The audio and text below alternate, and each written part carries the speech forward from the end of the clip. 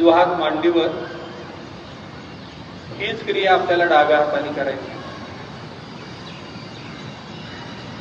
जी जाणीव आपल्याला उजव्या हाताने झाली ती जाणीव डाव्या हातावर होते का?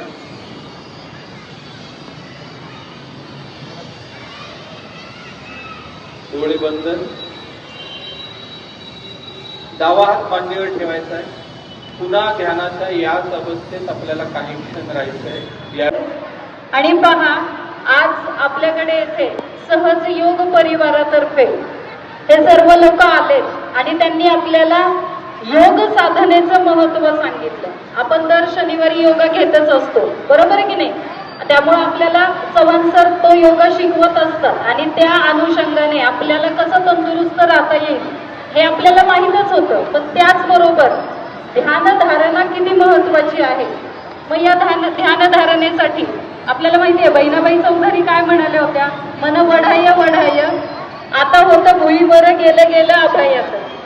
मन कसं असतं, आता इथं असतं तर क्षणात सगळीकडे फिरून येतं.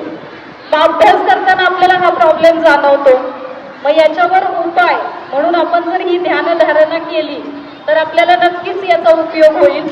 आज हे सहज योग परिवाराचे सर्व सदस्य इथे आपला अमूल्य वेळ खर्च करून आपल्यासाठी इथे आलेत.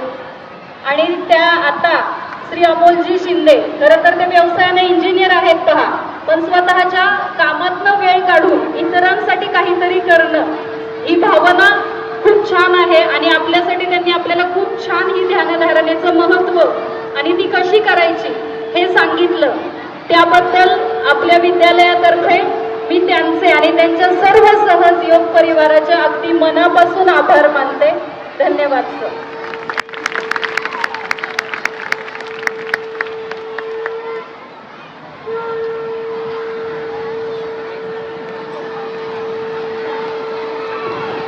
आपल्या सर्वांना हे पॅम्पलेट मिळेल. ज्याच्याकडे एक्स्ट्रा आलेले असतील तर पाठीमागे जी लोक उभी आहेत त्यांना कृपया द्या आपण हे पॅम्पलेट. पुन्हा गरम जाणवलं की आमच्या तळव्यावर काहीतरी गरम आलाय म्हणून.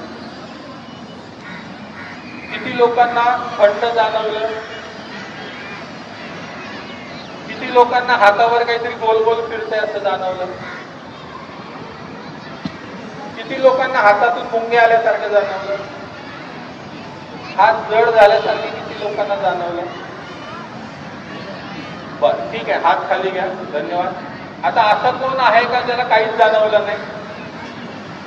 यांना साईडला घ्या थोडं. ठीक आहे, प्रत्येकाला